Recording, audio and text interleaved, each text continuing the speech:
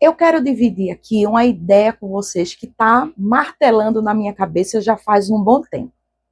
É muito comum nós da educação ouvirmos e falarmos que a criança é o centro do processo educativo. E está correto, eu concordo plenamente. A criança é o centro do processo educativo.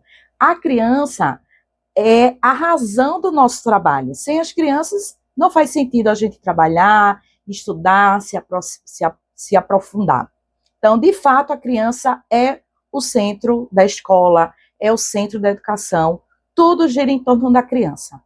Mas eu penso que esse raciocínio ele está incompleto. E é aí o ponto que me incomoda. O que é que eu penso? Que a criança, de fato, vai ser o centro do processo educativo. A criança, de fato, vai ser o centro da educação quando o professor for prioridade. E por que eu estou dizendo isso? O que é que eu quero dizer com isso?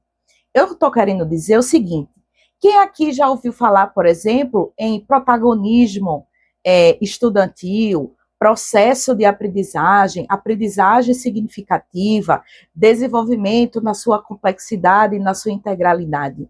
Então, tudo que a gente discute, tudo que a gente fala é nessa direção. E eu volto a dizer, não é que está errado, não é que eu discorde, absolutamente. Então, a minha questão aqui é complementar essa linha de raciocínio. Quem está cuidando de quem ensina? Quem está olhando para o professor? Quem está fortalecendo o professor para ele procurar soluções para os desafios reais que ele encontra todos os dias na sala de aula? Olha, e eu não estou falando isso longe da educação, não. Fui professora de sala de aula por muitos anos, trabalhei na gestão educacional pública, também já passei por esses momentos de desânimos. Eu fui, inclusive, vítima de violência física dentro de uma sala de aula de 7º ano, dando aula de matemática. Já me senti cansada, desmotivada, já me senti insuficiente, já pensei em desistir. Então, ao longo da minha trajetória, principalmente tendo contato com professores durante as formações, visitando escolas, e a partir da minha própria experiência, fica cada vez mais claro e mais explícito que os professores querem acertar. Nenhum professor sai de casa para errar. Todos nós saímos de casa todos os dias, planejamos, estudamos, investimos em nós mesmos para acertar. Né? Então, todo mundo quer fazer da melhor forma possível, mas quem está junto com o professor? O problema é que o professor está sozinho, sobretudo para resolver os maiores desafios que estão na sala de aula todos os dias.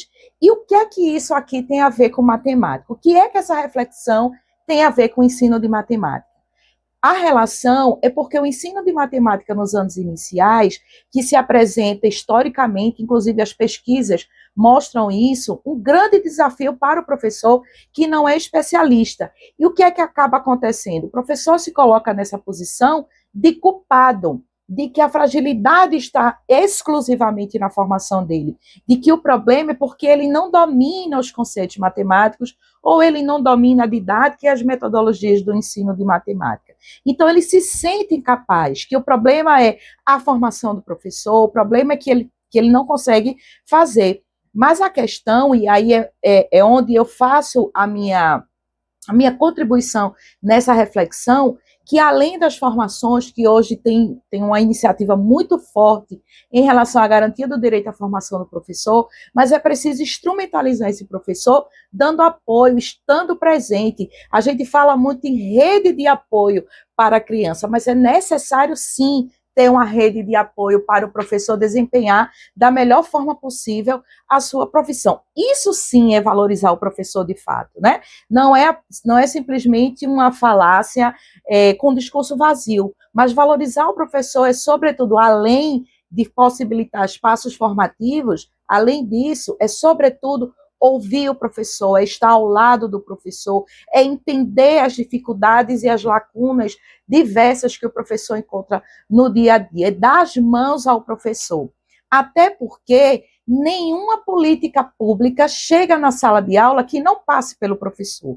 Nenhum currículo se ensina sozinho ou sem que passe pelo professor. Nenhum material didático ensina sozinho ao aluno. nenhum material didático é autossuficiente. Então, o professor é a ponte para que todo o processo aconteça. Então, se o nosso foco ele é exclusivamente no aluno e o professor ele é visto de uma forma mais fragilizada, o processo de ensino-aprendizagem, o processo de educativo, o nosso objetivo maior, que é fazer com que os alunos aprendam, fica comprometido.